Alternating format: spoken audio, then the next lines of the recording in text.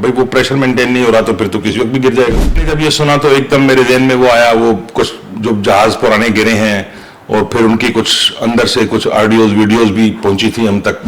میں اور میری بیگم بھی اسی میں لگ گئے کہ بھئی جو کچھ بھی ہمیں آتا تھا تھوڑا بہت وہ ہم نے پڑھنا شروع کر دیا, اور ایک اطمینان یہ بھی تھا کہ دونوں ایک ساتھ مریں گے. لیکن یہ والا خوف پہلے کبھی نہیں ہوا کہ بس اب ہم چلے جائیں گے. یہ کہ ریپوٹیشن ہمارے ذہنوں کے اندر اتنی خراب ہو چکی ہے. ٹائم تھا اسلام آباد کا, وہ کراچی پہنچا. اس وقت جہاز اترا کراچی تو 15 منٹ بعد کپتان نے ہمیں کہا جی کہ مجھے یہاں سے لے کے جایا جا رہا ہے اور مجھے میڈیکل کے لیے لے کے جایا جا رہا ہے. اسٹوڈنٹ لائف میں نا سفر کرتے تھے اپارا سے میلوڈی یا سپر مارکیٹ تک, مزدہ بسیں چلتی تھی, بالکل بہین ہی وہی حالت. وہ سیٹوں کے نیچے سے سکروز ہلے ہوئے ہیں, سیٹ کے پیچھے آپ ٹیک لگائیں تو آدھی سیٹ پیچھے چلی جاتی ہے. ان کے پاس ٹوٹل 31 جہاز ہیں جس میں سے تقریباً 15 یا 16 جو ہے وہ اڑتے ہیں. بہت سارے جہازوں کے انجن جو ہیں وہ بھی لیز پر ہیں. میں نے تو بہت سارا پڑھا, پی آئی اے کے بارے میں تو بہت پڑھا, میں نے اتنا پڑھا کہ شاید میں اب اس کے اوپر پی ایچ ڈی بھی کر لوں. ہمارا سٹرکچر جو ہے انتظامی سٹرکچر وہ ابھی تک وہی کام کر رہے ہیں 1960 والا. السلام علیکم دوستو,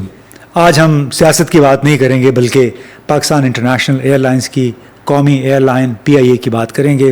اس میں بہت سارے مسائل ہیں, قرضوں میں ڈوبی ہوئی ہے. اس کو اکتوبر سے اس کی پرائیویٹائزیشن کا نجکاری کا عمل بھی شروع ہو رہا ہے. لیکن آج اس نشست میں ہم اپنے ایک ساتھی ہیں انتصار الحق, ان سے گفتگو میں کچھ ذکر کریں گے کہ اس ایئر لائن کے مسائل کیا ہیں اور کیا وجوہات ہیں جو کہ اس کے زوال کا سبب بنی ہیں. تو انتصار صاحب بہت بہت شکریہ, آپ نے ہمارے لیے وقت نکالا. ویلکم ٹو دس شو, کہ آپ آئے ہیں یہاں پہ وقت نکال کے.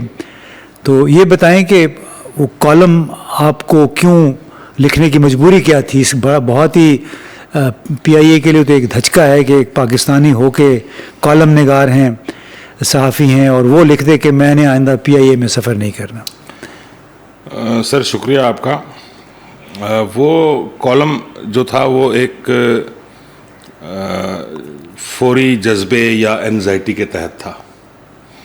ہوا یہ کہ 10 اگست کو میری فلائٹ تھی دبئی سے اسلام آباد.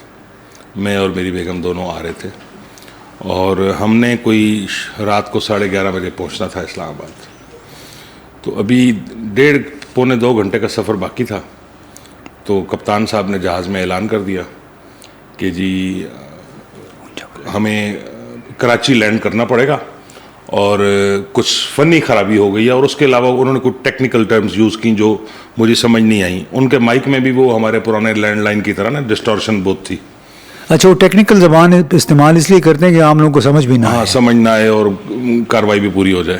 تو وہ اسٹیورڈ صاحب میرے پاس سے گزرے تو میں نے ان سے روک کے پوچھا, میں نے کہا جی کپتان صاحب نے کیا فرمایا, سمجھ نہیں آیا. تو انہوں نے کہا جی کہ جو پریشر چاہیے جہاز کو ہوا میں معلق رکھنے کے لیے اس کے اندر کچھ مسئلہ پیدا ہو گیا تو ہم وہ مینٹین نہیں کر پا رہے, تو اسلام آباد نہیں پہنچ سکتے, تو کراچی ہمیں یہاں سے قریب پڑ رہا ہے تو ہم کراچی لینڈ کریں گے. میں نے کہا جی کتنی دیر میں لینڈ کریں گے؟ تو انہوں نے کہا جی کوئی آدھا-پونا گھنٹہ لگ جائے گا. لیکن ہم تقریباً کوئی 55 منٹ بعد کراچی اترے. اب وہ جو 55 منٹ ہم نے اس جہاز میں گزارے لینڈ کرنے تک, وہ اس کا نتیجہ تھا جو میں نے کالم لکھا کہ آئندہ میں نے پی آئی اے سے سفر نہیں کرنا. تو کیا تھا, آپ کو کوئی موت سامنے نظر آ رہی تھی, اتنی آپ پریشان ہو گئے یا ڈر گئے؟ اس میں یہ تھا کہ دیکھیں, پہلی بات تو جو اس نے مجھے بتائی کہ جی جہاز کو ہوا میں رکھنے کے لیے جو پریشر چاہیے وہ مینٹین نہیں ہو رہا. بھئی وہ پریشر مینٹین نہیں ہو رہا تو پھر تو کسی وقت بھی گر جائے گا. پھر فیملیز بھی تھی وہاں پہ, عورتیں بھی تھیں, بچے بھی تھیں, لیکن 50% سے زیادہ سیٹیں ویسے خالی تھیں جہاز کے اندر. اچھا, اب میں نے جب یہ سنا تو ایک دم میرے ذہن میں وہ آیا, وہ کچھ جو جہاز پرانے گرے ہیں اور پھر ان کی کچھ اندر سے کچھ آڈیوز ویڈیوز بھی پہنچی تھیں ہم تک کہ اندر سے شور شرابہ. لیکن حیرت کی بات یہ ہے کہ کسی نے کوئی شور و غوغا نہیں کیا, سب اپنے اپنے وہ پڑھنے پڑھانے میں لگ گئے. میں اور میری بیگم بھی اسی میں لگ گئے کہ بھئی جو کچھ بھی ہمیں آتا تھا تھوڑا بہت وہ ہم نے پڑھنا شروع کر دیا, اور ایک اطمینان یہ بھی تھا کہ دونوں ایک ساتھ مریں گے. اور پھر ہم نے وہ کوئی بچوں کو واٹس ایپ کے اوپر میسج بھی کر دیے جو کوئی ہم نے وصیت لکھنی تھی آپ. ہاں, کہ بھئی جہاز جب گرے گا تو شاید کچھ دیر کے لیے کوئی نیٹ شٹ آن ہو تو وہ ان کو ریسیو ہو جائے. سر 55 منٹ وہ ہم نے جو گزارے ہیں, ظاہر ہے ہمارا پہلا تجربہ تھا. ویسے تو وہ ایئر پاکٹس آتی رہتی ہیں, سفر کیا ہوا پہلے بھی, لیکن یہ والا خوف پہلے کبھی نہیں ہوا کہ بس اب ہم چلے جائیں گے. پھر اب 100 خیالات. اب بچوں کے یہ مسائل ہیں, وہ کیسے ہوگا, یہ ہوگا, وہ جو بھی انسانی کمزوریوں کے تحت خیالات آتے ہیں. اچھا, یہ اگر ہم ویسے اوور آل دیکھیں تو کوئی اتنی بڑی بات نہیں ہے, جہاز کے اندر ایسی چیزیں ہوتی رہتی ہیں, دوسری ایئر لائنس کی بھی حادثے تو ہوتے رہتے ہیں. لیکن ایک چیز جو ہمارے ذہن کے اندر تھی نا شعوری طور پر یا لاشعوری طور پر, وہ یہ ہے کہ ہمارے PIA کی ریپوٹیشن ہمارے ذہنوں کے اندر اتنی خراب ہو چکی ہے, اور وہ خراب بغیر وجہ کے نہیں ہوئی. آئے دن اخبار میں کوئی نہ کوئی ایسی خبر آتی رہتی ہے کہ آج یہ ہو گیا, مینٹیننس, کریش لینڈنگز بہت زیادہ ہیں. میں نے پھر جب میں خیریت سے پہنچ گیا اسلام آباد, انہوں نے ہمیں رات کو 11:30 بجے جو ہمارا ٹائم تھا اسلام آباد کا, وہ کراچی پہنچایا, پھر کراچی صبح 5 بجے تک. اس کے اندر حیرت ناک بات یہ ہے کہ جس وقت جہاز اترا کراچی تو 15 منٹ بعد کپتان نے ہمیں کہا جی کہ مجھے یہاں سے لے کے جایا جا رہا ہے اور مجھے میڈیکل کے لیے لے کے جایا جا رہا ہے. یہ بات مجھے سمجھ نہیں آئی کہ اگر جہاز کی خرابی ہے تو کپتان کا میڈیکل کیوں ہے. اور پھر صبح 5 بجے دوسرا کپتان لایا گیا جو جہاز کو اسلام آباد لے کے آیا, وہ سابقہ کپتان صاحب پھر غائب ہو گئے منظر عام سے, ہمیں نہیں پتہ چلا کہ وہ, تو اس کے اندر پھر اور شبہات پیدا ہوئے کہ بھائی کوئی کپتان کا مسئلہ تھا, جہاز کا نہیں تھا. اچھا, یہ تو اب آگے چلے گئے نا, جو ایک تو ہوائی جہاز میں آپ کو بتایا گیا کہ ایئر پریشر کافی نہیں ہے جہاز کو ہوا میں رکھنے کے لیے, اس کے علاوہ ہوائی جہاز کے اندر کی کیا صورتحال تھی؟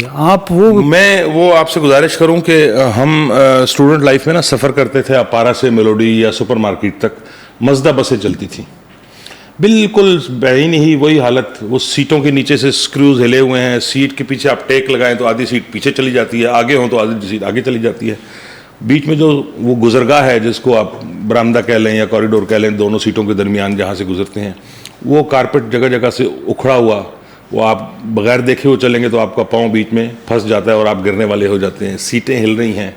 اچھا, اوپر سے وہ سامان رکھنے والا جو جگہ ہے وہ تھوڑی بعد کھل جاتی ہے, کوئی ایک آدھ بیگ نیچے آ کے, اچھا اتنا پرانا جہاز تھا, ایسا جہاز تھا وہ. تو یہ ساری صورتحال دیکھتے ہوئے پھر جب وہ یہ اعلان بھی ہو گیا تو ظاہر ہے وہ ایک خوف کا بڑھ جانا جو تھا وہ ایک فطری امر تھا. لیکن واپس آ کے پھر میں نے پہلی دفعہ پڑھنا شروع کیا PIA کے بارے میں, اور مجھے ہر کچھ مہینے بعد 2024 کے اندر 8 کریش لینڈنگز ہیں. اچھا, صرف 2024 کے ابھی اگست تک. اچھا, 2023 میں 9 سے اوپر ہے. اسی طرح ہر سال کریش لینڈنگز ان کی بے تحاشا ہے. یہ اڑتے کم ہیں, لینڈ کم کرتے ہیں, کریش لینڈنگز ان کی زیادہ ہیں. تو یہ کیوں ہے, یہ اب تو کوئی ماہرین نہیں بتا سکتے. بلکہ اس میں آپ کو قبل اس کے کہ آپ مزید تفصیلات میں جائیں, میں بھی آپ کو اپنا تجربہ بتا دیتا ہوں. ہم ٹورانٹو سے اسلام آباد آتے ہیں, ہماری خواہش ہوتی کہ اپنی ایئر لائن پہ جائیں کیونکہ یہ براہ راست فلائٹ ہے, اور اس میں آتے وقت اور جاتے وقت کوشش کرتے ہیں ہم اپ گریڈ کر لیں. وہ کوئی 30-32 سیٹیں ہیں, وہ بہتر ہیں, لیکن اس کی اکثریت جو ہے وہ یا ریکلائن نہیں ہوتی ہے, ریکلائن ہو جاتی ہے واپس نہیں آتی ہے. پھر انہوں نے اپنے کوئی کریو بیچارے نے انہوں نے فارمولہ طے کیا ہوا ہے.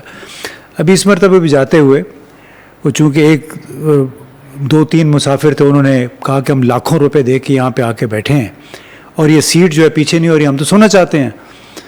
تو وہ بیچارے کریو جو تھا اسٹیورڈ وغیرہ وہ سن رہے ہیں ان کی باتیں. اب چونکہ طویل پرواز ہوتی ہے 13-13.5 گھنٹے, پھر میں گپ شپ کے لیے چلا گیا عملے کے پاس, تو ان سے میں نے پوچھا کہ یہ آپ کو تو معلوم ہے تو ہر فلائٹ پہ ہی ہوتا ہوگا, یہ پچھلے سال بھی ہمارے ساتھ بھی ہوا تھا. تو انہوں نے مجھے ایک لاگ بک دکھائی کہ دیکھیں جی اس میں اس ایک سیٹ کی شکایت ہم 35 دفعہ کم از کم کر چکے ہیں, اور انجینئر یا جو ٹیکنیشین ہے وہ آتا ہے اس میں ہاتھ مار کے اور لاگ بک میں ٹک مارک کر کے چلا جاتا ہے کہ ہاں جی آپ ابھی ٹھیک ہو گئی ہے. کہتے اس میں بتائیں ہمارا کیا قصور ہے. تو بنیادی طور پر جو آپ نے کہا نا کہ یہ سیٹوں کی بہت بری حالت ہے, ایک مینٹیننس جو ہے وہ میرے خیال اس میں نہیں ہوتی, اور یہ کہ اکاؤنٹیبلٹی شاید نہیں ہے. یعنی اس انجینئر کا آپ دیکھ لیں, ٹیکنیشین کا, جو کہ لاگ بک میں باقاعدہ اپنے دستخط سے کہہ دیتا ہے کہ یہ سیٹ ٹھیک ہے, اگلی فلائٹ پہ لوگ بیٹھتے ہیں پھر جھگڑا ہو جاتا ہے. تو ابھی آپ اپنی کوئی بات اس میں ایک چیز اور ہے سر, میں BBC کی ایک رپورٹ پڑھ رہا تھا جو PIA کے فائنانسز کے بارے میں اور مالی حالات کے بارے میں تھی. ان کے پاس پیسے نہیں ہیں, بالکل پیسے ان کے پاس کیوں نہیں ہیں, پہلے پیسے کیسے آتے تھے ان کے پاس, کیا حکومت ان کو پیسے دیتی تھی یا یہ اپنی جو ٹکٹیں بیچتے ہیں اس سے کماتے تھے, کہاں سے پیسے آتے تھے یہ تو مجھے نہیں پتا. ابھی کیوں نہیں ہے اس کا بھی مجھے نہیں پتا. ابھی اندازہ لگائیں سر کہ ان کے پاس ٹوٹل 31 جہاز ہیں جس میں سے تقریباً 15 یا 16 جو ہے وہ اڑتے ہیں, اور بہت سارے جہازوں کے انجن جو ہیں وہ بھی لیز پر ہیں, اور پیسے نہیں ہیں لیز کے پیسے دینے کے لیے, اور وہ کمپنیاں جو لیزنگ کمپنیاں ہیں وہ ان کو جہاز اڑانے کی اجازت نہیں دے رہی. پھر اس کے علاوہ ان کے جو بہت سارے اور معاملات ہیں, میں کمپیئر کر رہا تھا باقی ایئر لائنوں کے ساتھ, تمام وہ لیز کے پیسوں کا یہ مسئلہ تھا جو جکارتا میں کئی مہینے ہمارے ایک جہاز عملاً وہ یرغمال بنا لیا گیا تھا. اب اس کے اندر میں نے تو بہت سارا پڑھا, پی آئی اے کے بارے میں تو بہت پڑھا, میں نے اتنا پڑھا کہ شاید میں اب اس کے اوپر پی ایچ ڈی بھی کر لوں. باقی جتنی بھی ایئر لائنز ہیں دنیا میں, انہوں نے اپنے جو انجینئرنگ کا یا جو بھی جتنے ان کے شعبے ہیں ان کو انہوں نے آؤٹ سورس کر دیا ہے, یا ان کے نیچے انہوں نے وہ چھوٹی ذیلی کمپنیاں بنا دی ہیں. ہمارا سٹرکچر جو ہے انتظامی سٹرکچر وہ ابھی تک وہی کام کر رہے ہیں 1960 والا, اس سے ہم باہر نہیں آئے, کوئی اس کے اندر ہم نے کوئی چیزیں نئی ایڈ نہیں کی.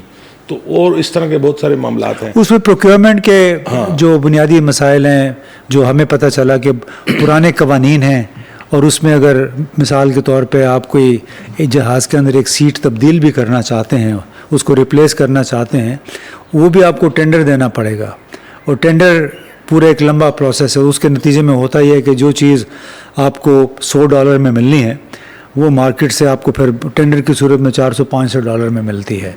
اس کے علاوہ میرا خیال ہے اب تو پورے پاکستان کو پتہ ہے کہ یہ اس کو پرائیویٹائز کرنے جا رہے ہیں. یہ کہا گیا حکومت نے کہ اکتوبر سے یہ عمل پورا ہو جائے گا, کیونکہ اس کے اوپر کوئی $750 ارب کا قرضہ, خسارہ, بہت سارے اس کے مالی مسائل میں ڈوبی. تھوڑا سا یہ سمجھائیں کہ اس سے کیا فائدہ ہوگا, کہ یہ کوئی بہتر حالات میں آ جائیں گے پی آئی اے اگر نجکاری ہو جاتی ہے تو؟ نجکاری ہوگی تو پھر اس میں اکاؤنٹیبلٹی ہوگی. اس کے علاوہ جو لوگ ہیں وہ پھر صرف نوکری نہیں کریں گے. اس وقت لوگ اکثر نوکری کرتے ہیں, وہ اس کو ایک اب ذمہ داری کے طور پہ وہ نہیں کر رہے ہیں. اور اس کی جو ہم نے وجہ دیکھی یہ بھی تھی کہ خاص طور پہ پیپلز پارٹی اور پھر MQM, انہوں نے اس ایئر لائن کو اپنے چہیتوں سے بھرا ہوا ہے. 2010 میں ایک بڑا پیکج PIA کو سے دلوایا گیا ان لوگوں کے لیے جو کہ سیاسی طور پہ بھرتی ہوئے تھے اور جنہیں پہ جنرل پرویز مشرف کے زمانے میں نوکریوں سے برخاست کر دیا گیا تھا. کوئی 3 ارب کا پیکج, تو اس میں سابق وزیر اعلیٰ قائم علی شاہ کی صاحبزادی بھی تھی, اور وہ امریکہ جا چکی تھی جب یہ باقاعدہ یہاں پہ قانون سازی ہوئی, اور کوئی پتہ نہیں کتنے ہزار لوگ تھے. انہوں نے کہا کہ آ کے آپ جوائن کر لیں یا اپنا پچھلے 9 سال کی تنخواہیں بھی لے لیں آپ آ کے. اندازہ کریں کہ وہ ایئر لائن جو ہے وہ اگر اس کا کباڑا نہیں نکلے گا تو کیا ہوگا. کہ وہ خاتون آئیں, ہمیں یہ بتایا گیا, 1 ہفتے کے لیے انہوں نے اپنے سارے اکاؤنٹس وغیرہ پچھلے 9 سال کی تنخواہ وغیرہ لے کے واپس وہ امریکہ چلی گئیں. اور یہ میں صرف ایک مثال دے رہا ہوں جس کی وجہ سے قرضوں پہ قرضے چڑھتے چلے گئے ہیں. بالکل ایسے پاکستان کا حال ہے کہ پاکستان پرانے قرضے چکانے کے لیے نئے قرضے لے رہا ہے. اور یہ جکارتا میں تقریباً 1 سال ہمارا ایک طیارہ PIA کا بند رہا, کیونکہ اس کے اندر جو انجن لگا ہوا تھا اس کے پیسے نہیں دیے گئے تھے. تو آپ اندازہ لگائیے اتنی بد انتظامی ہے. اور بنیادی طور پہ چونکہ اکاؤنٹیبلٹی نہیں ہے, پرفارمنس آڈٹ نہیں ہے, اور جو پرانا پروکیورمنٹ کا نظام ہے اس کے تحت, اور ماشاءاللہ ہمارے ایئر مارشل صاحب تھے ارشد ملک صاحب, بظاہر تو آئے بڑے دھوم دھڑکے سے کہ ٹھیک کر کے رہیں گے, لیکن وہ جب گئے تو حال وہی کا وہی تھا. تو آپ اس پہ کچھ غور کریں کہ اس کی بنیادی وجہ کیا ہے. ابھی آپ نے بھی تو ریسرچ کی ہے. میں نے بھی ریسرچ کی اور میرا تھوڑا بہت ایئر لائن کے ساتھ تعلق بھی رہا ہے. کچھ عرصہ میں نے ایک ایئر لائن میں اور ٹریول ایجنسی میں جاب بھی کی ہے بہت پہلے. یہ PIA کے اندر انہوں نے جو سلسلہ شروع کیا ہوا ہے نا یونین کا, اور جو اس کو سیاسی اثرات ہیں PIA کے اوپر, اس سے بہت نقصان ہوا ہے. میرے سامنے تو ظاہر عام سی چھوٹی چھوٹی مثالیں ہیں, جیسے ہم ٹکٹ بنوانے اسلام آباد آفس جایا کرتے تھے جو بلو ایریا میں ہے, تو وہاں پہ جو 1-2 لوگ تھے, میں اب نام تو ظاہر ان کا نہیں لوں گا, ہو سکتا ہے اب وہ ریٹائر ہو چکے ہوں, کیونکہ میں بات کر رہا ہوں 88-89 کی اور 90 کی, اس وقت کی جب پیپل پارٹی کی پہلی گورنمنٹ آئی تھی جنرل ضیاء صاحب کے بعد. وہاں پہ جو لوگ تھے ان کو اسلام آباد لکھنا نہیں آتا تھا, اور وہ ٹکٹ بناتے تھے وہاں پہ اچھا کاؤنٹر پہ, اور ہم جب جاتے تھے تو ہماری ان کے ساتھ ظاہر بے تکلفی ہو گئی تھی, تو وہ پھر ہم سے مدد لیتے تھے کہ یار یہ بتاؤ کیسے کرنا ہے, تو اور وہ اچھے پیکیجز پہ آتے ہیں. معیار بہت گر گیا ہے. میں دیکھ رہا تھا کہ بورڈنگ کارڈ جو ہے اس میں کچھ سیفٹی حفاظتی اقدامات کو جو لکھا ہوتا ہے, انسٹرکشنز دی ہوتی ہیں, میں نے ویسی دیکھا تو پہلی آدھے صفحے پہ مجھے اس میں سے 3 غلطیاں نظر آئیں. تو میں نے سوچا کہ یہ جس نے بھی پاس کیا ہے تو اس کی اپنی قابلیت پھر ایسی ہی ہوگی کہ اس کو لکھنا نہیں آیا, اس نے کچھ خیال نہیں کیا, ہجوں کا خیال نہیں کیا ہے. تو یہ ایک بنیادی وجہ. بلکہ مجھے یاد ہے جنرل قمر جاوید باجوہ کے ساتھ ہماری ایک ملاقات ہوئی, شاید مارچ 2018 کی بات ہے, تو اس میں ایک ذکر انہوں نے پی آئی اے کا بھی کیا. انہوں نے کہا کہ پی آئی اے میں اتنی زیادہ یونین سازی ہے کہ ہم چاہ رہے ہیں کہ اس کا ہیڈ کوارٹر ہم اسلام آباد لے آئیں, لیکن وہاں پہ کوئی 5-6 یونینیں وہ کھڑی ہو جاتی ہیں آ کے, اور وہاں ان کی کوئی رشتہ دار تھی جن کی اپوائنٹمنٹ ہوئی تھی. انہوں نے یہ کہا کہ میری وجہ سے نہیں بلکہ اپنے میرٹ پہ ان کی اپوائنٹمنٹ ہیڈ آفس میں ہوئی ہے. واللہ عالم حقیقت کیا ہے, لیکن ان خاتون نے جنرل باجوہ کو بتایا کہ بھائی جان پی آئی اے میں تو اتنے برے حالات ہیں کہ ہم تو اپنی مرضی سے کسی جو چپڑاسی ہے اس کی پوسٹنگ, اس کی ٹرانسفر بھی نہیں کر سکتے اپنے دوسرے ڈپارٹمنٹ میں. اتنا برا حال ہے. تو اب امید, جب آپ نے سوال یہ پوچھا کہ پرائیویٹائزیشن سے کیا ہوگا, اس میں ہوگا کہ آپ کو سارا کچھ آپ کا کارکردگی کی بنیاد پہ ہوتا ہے. پھر یہ نہیں ہوتا کہ میں اس کا بھتیجا ہوں, میں اس کا بیٹا ہوں, میں اس کی بیٹی ہوں. پھر وہ دیکھیں گے آپ نے کام کیا ہے کہ نہیں کیا ہے. تو کیا ممکن ہے کہ وہ نجکاری کے بعد جو سیاسی اس کے اوپر سایہ ہے وہ ہٹ جائے گا یا اس کا اثر کم ہوگا؟ وہ تو اثر بہت کم ہو جائے گا. دیکھیے دنیا بھر میں بزنس کا ماڈل جو ہے وہ ہے نجی سطح پہ.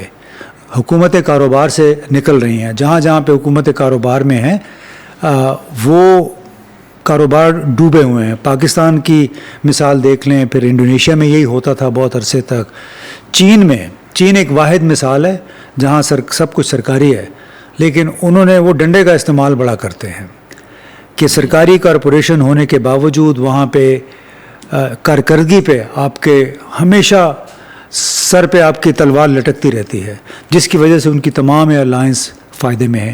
یہی حال آپ نے دیکھو گا کہ ہماری تو پی آئی اے کی آدھی سے نشستیں آپ نے بتایا کہ اس طیارے میں خالی تھی, لیکن اسی روٹ پہ اتحاد یا ایمریٹس یا ٹرکش ایئر لائنز آتی ہے, وہ بھرا ہوتا ہے جہاز.